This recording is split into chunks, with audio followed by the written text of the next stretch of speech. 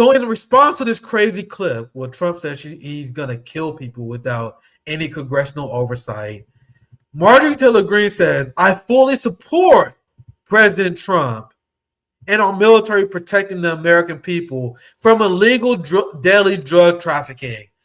So you know that she don't believe that. So there are a lot of people that are like, man, I think Marjorie Taylor Greene is one of the smarter people in Congress. She's one of the most good faith people in Congress. So if you believe that she's one of the best faith people in Congress, like a lot of people do, you have to know that she knows that Venezuela is not a narco state. That there's been, according to United States intelligence, Venezuela has nothing to do with the fentanyl crisis. So this is Marjorie Taylor Greene doing her job.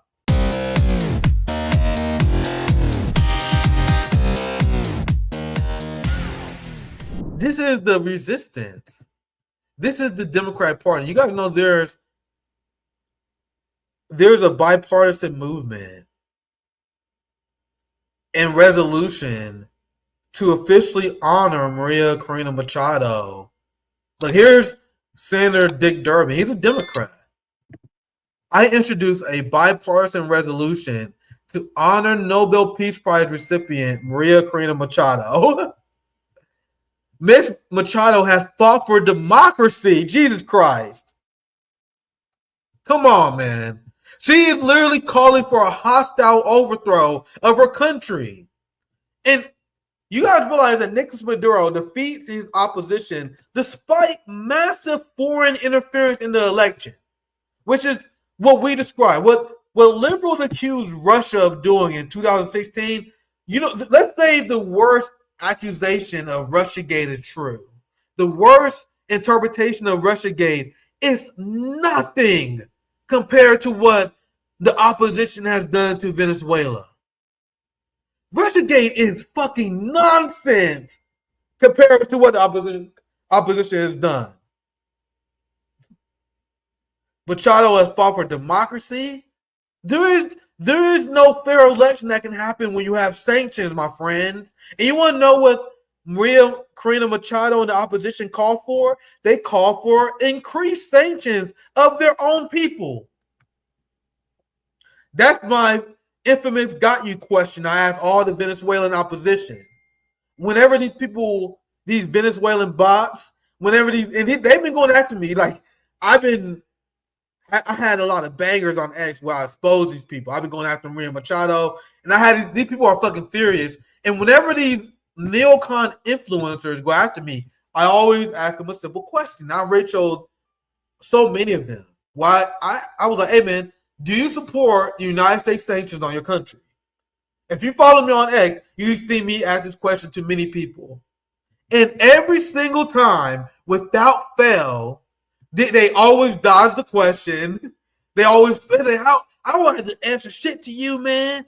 No, I don't. This is a gotcha question." They always evade it, and they always make my point because you can't come out and say that you support economically starving your own people, because when you do that, you immediately expose that you're a traitor of the highest order. And by the way, around 80%. 90% of the pro-regime change right-wing Venezuelans, the people I would say with quotation marks, the Venezuelans that I asked, the fake Venezuelans, 90% of them dodged the question. There were 3 people who answered my question, and every single one of them admitted that they support sanctions on their own country. Why would anyone take them seriously as an agent of? So we explain how sanctions is an act of election interference. So for you to call for sanctions on your country, you are essentially calling for the United States and hostile Western powers to directly influence your elections by rigging economic results and trying to turn the people away from their government. That's the stated objective. So that's the opposition admitting publicly that we need help in order to win. It is, as you guys saying here, I see you guys have got great comments. It's 100% treason. Meanwhile, Maria Machado, the Nobel Peace Prize winner, she goes on corporate media and she talks about how the United States should expand their sanctions. She doesn't even hide it.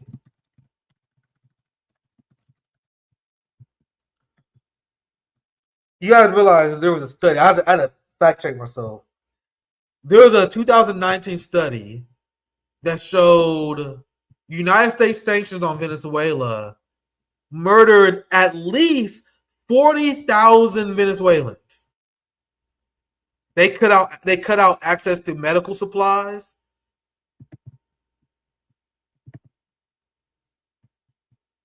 They harmed the economy and they harmed the working class so much that 40,000 Venezuelans was murdered. Imagine seeing 40,000 Venezuelans die, and your result and what you call for after that is more sanctions on your people. You understand how evil that is? In 2021, sanctions caused more than 800,000 deaths. You guys realize that we sanction 1/3 of the world's population, right? I'm digging up some data. Look, the staggering death toll of Western sanctions. New research shows that United States and European sanctions have killed 38 million people since 1970. Meanwhile, you have dipshit right wingers like, oh my God, do you know how many victims there are of communism? Even if we took your fake bullshit number seriously, you realize the victims of capitalism completely destroys anything that you can. Even the fakest number you can put together on the deaths of communism pales in comparison to what the capitalist structure has done. U.S. sanctions against Venezuela led to severe episodes of food insecurity. U.S. sanctions are killing Venezuela. I was trying to find a more up-to-date number. The number I read earlier was from 2019. I was kind of doing this live. This is what I just read to you guys. Yes, yeah, there was a 2019 study that showed 40,000 deaths in Venezuela in 2 years. Bro, that's 2 years. 40,000 deaths in 2 years. So I was trying to find something that's more up to date. It's actually hard to find a lot of these numbers on the up to date numbers.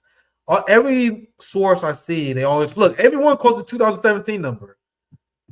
I don't even see a lot of the updated numbers. But the point is, Venezuelan sanctions have been horrific for the working class. And the opposition and neocons lie, and they say, well, we're gonna have targeted sanctions against the Maduro regime. And I've been asking this question for over a decade now, even before I became a citizen journalist. What do you mean targeted sanctions? What are those? How can you say you put in targeted sanctions on the regime, but you targeting medicine? And you targeting food? Never believe the hype when they say targeted sanctions are not real. So this is the pain and suffering that Maria Machado is calling for on her own people. Meanwhile, the Democrats want to honor her. And this is a bipartisan resolution where Democrats want to honor her. So one of the biggest mistakes, as I mentioned before, was the empire actually giving her too much attention. Because I knew who she was for a very long time. I covered her for years. She has been a troublemaker and a clown. She has been a Fox. I knew who she was because you would see her on Fox News all the time. Once again, I did a segment on her around 3 months ago. It was during the summer where I played a segment where we roasted Maria Machado on Fox News. But outside of being on Fox News, like, she was largely unknown. And the reason why many people would assume the Venezuelan opposition is just is because they didn't know who the Venezuelan opposition was. So one of the worst things that the empire actually could do was to put a spotlight on this person. And as people started doing research into her, the global as the CNN, MSNBC, they're pretending. Even the Democratic opposition. If you've seen the segment from MSNBC and CNN, they are pretending that she's a fighter for democracy. But if you step outside of the global minority bubble, the rest of the global majority is looking to her. Now, I've seen RT, I've seen Indian state media, I've seen China, I've seen all these state medias that was like, hey man, have you guys seen the Nobel Peace Prize winner praise Benjamin Netanyahu and the genocide in Gaza? What is that about? Then there was all these Democrat normie accounts. People who are not connected to the empire, they're youthful idiots. They vote for Democrats. They are like the sweet summer children. They are the people who thought that the Venezuelan opposition was fighting for democracy. Then they saw Maria Machado dedicate her Nobel Peace Prize to Donald Trump. And then the Harry Sisson style Gen Z Democrat was like, hey man, what the fuck is that about? Wait, she's a Trumpy? Like all the liberals like, oh my God, she's a Trump supporter. So them giving her this Peace Prize was them actually overplaying their hand, man. Maybe they're that confident. Maybe they're that cocky. Maybe they have a reason to be. Maybe they don't have to be that subtle with their empire tactics anymore. I don't think they have to be. Maybe they don't have to be. But the best thing they could have done is to keep this crazy psychopath in the shadows. Because even the Norwegian Peace Council, I don't know how these decisions are made, but apparently the Norwegian Peace Council is like, bro, what the fuck? Like they seen her do interviews. They looked into her a little bit more. They was like, bro, why did she get this award again?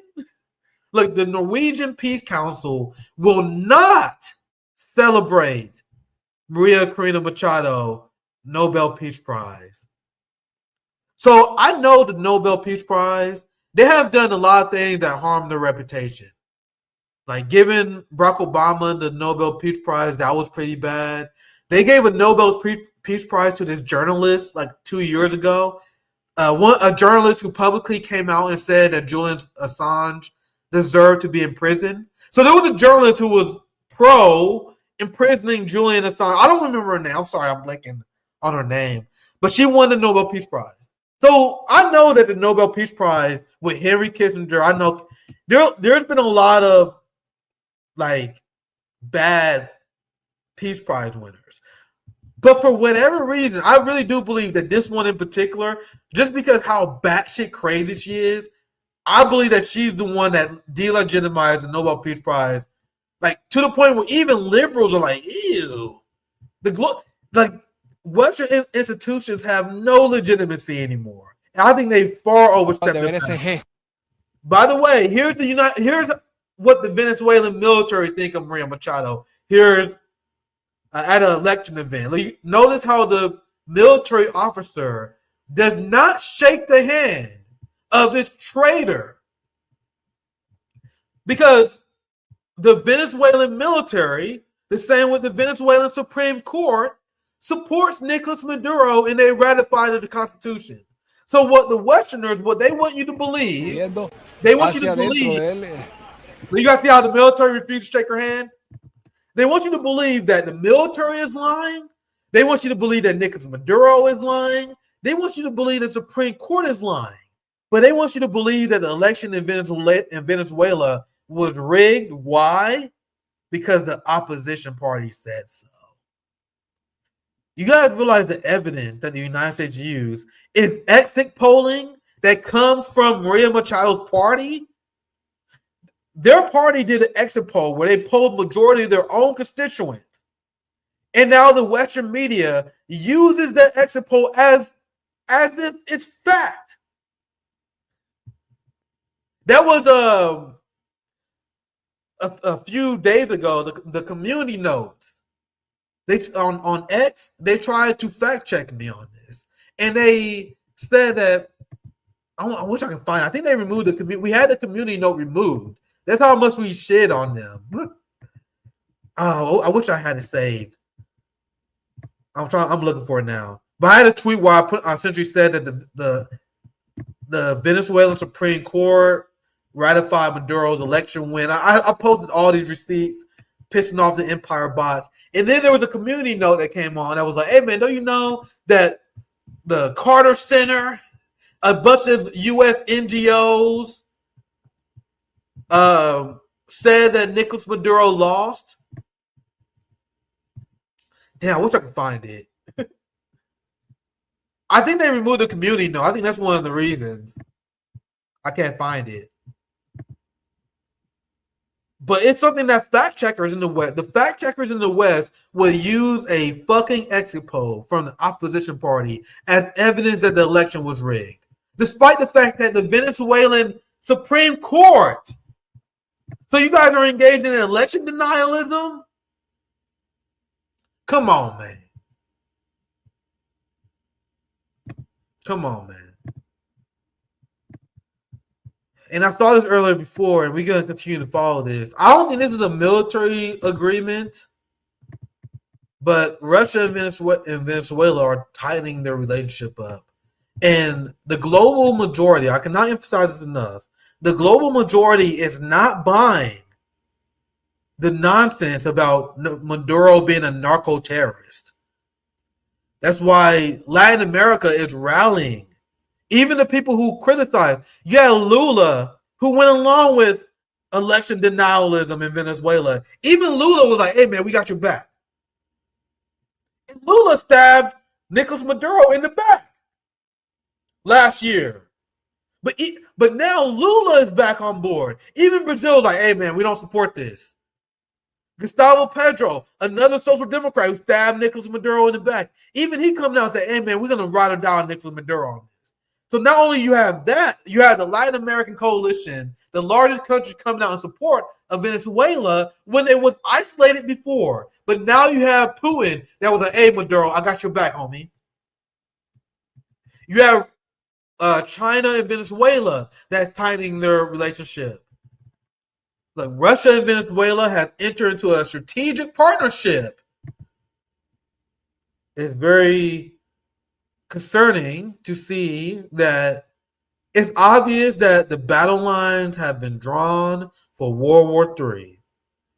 Thank God for BRICS. Thank God the global majority finally shook off American brainwashing that did brainwash many of the global population after World War II.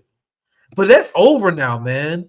Like Iran, Russia, China, like North Korea has been increasing their relationship with Russia even more, with China even more. Like the global majority realize it's on, man. India is continuing to violate. Even India, who's the weak link out of the bunch, they're still buying Russian gas. They are increasing their relationship with China. I am curious. What is India's reaction to Venezuela? I'm actually very interested to hear that. I know they have a strong partnership. I was just looking for a headline. I'm curious to see, like, so they have a cooperation agreement. I found this. I was looking for myself. I was curious personally. India, Venezuela explore. Come on, stop. India, Venezuela explore cooperation in digital public. So they have a lot of stuff going on there. It seems. I was just trying to brush up on the Indian Venezuelan relationship, but based on what I'm seeing, it does seem like the global majority is rallying behind the insanity that is MAGA and Trump. This is an older article.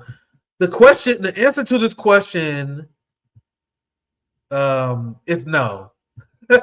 Isn't that right, Zoya? Is India buckling under U.S. pressure on Russian oil purchases?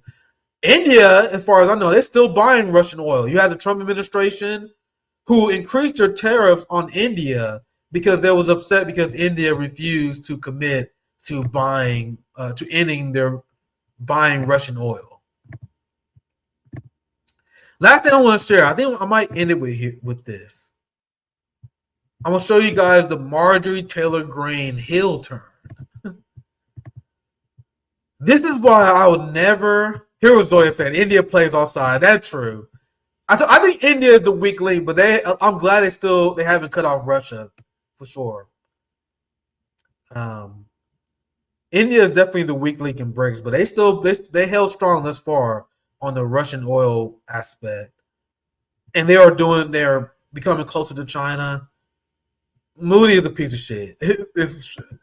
I don't trust him, man. I really don't. I see a lot of people in geopolitics give them a lot of credit. I'm still extremely sus of India, man. I really do think that's I remember I had a segment where I explained why India is betraying BRICS, and I had a few comrades that reached out to me and explain how explain how India is still holding the line. I was like, man, I don't know. I don't know. But here's the Marjorie Taylor Greene. She was a heel. Then she went She temporarily turned to a baby face. Then she went heel again. Like she turned heel more than the Big Show does. Like she's the fucking Undertaker based on how much she turned heel. Because remember, Marjorie Taylor Greene, she was the baby face for a while. I told you guys the United States politics is fake as fuck. It's nothing but political theater. she was a tweener. I can see that. I can see her being a Stone Cold Steve Austin style tweener.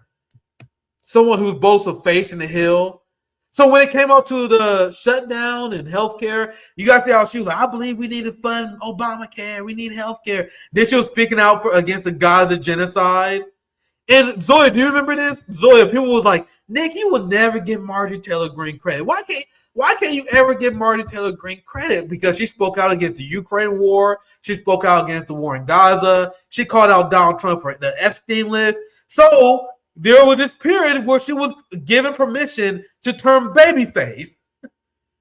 I have as much respect for United States domestic politics as I do pro wrestling. That's why I use the terms a lot. Because that's exactly what it is. Marjorie Taylor Greene turned face when they need her to. They play good cop, bad cop all the time. And now when they need Marjorie Taylor Greene to turn heel, because they need to close rank, here's Marjorie Taylor Greene turning heel, and exactly why I never gave her any credit. So in response to this crazy clip where Trump says he's going to kill people without any congressional oversight, Marjorie Taylor Greene says, I fully support President Trump and our military protecting the American people from illegal deadly drug trafficking. So you know that she don't believe that. So there are a lot of people that are like, man, I think Marjorie Taylor Greene is one of the smarter people in Congress. She's one of the most good faith people in Congress. So if you believe that she's one of the best faith people in Congress, like a lot of people do, you have to know that she knows that Venezuela is not a narco state. That there's been, according to United States intelligence, Venezuela has nothing to do with the fentanyl crisis. So this is Marjorie Taylor Greene doing her job. Just like it's AOC's job to support regime change against Putin. The same way as Bernie Sanders' job to support the Ukraine war, it's Marjorie Taylor Greene's job to support war against China, war against Venezuela, and to be a cold warrior. Which is why I never gave Marjorie Taylor Greene credit, and we should never give these ruling class puppets who take turns being phased, baby heels, tweeners. It's political theater where it's nonstop good cop, bad cop bullshit.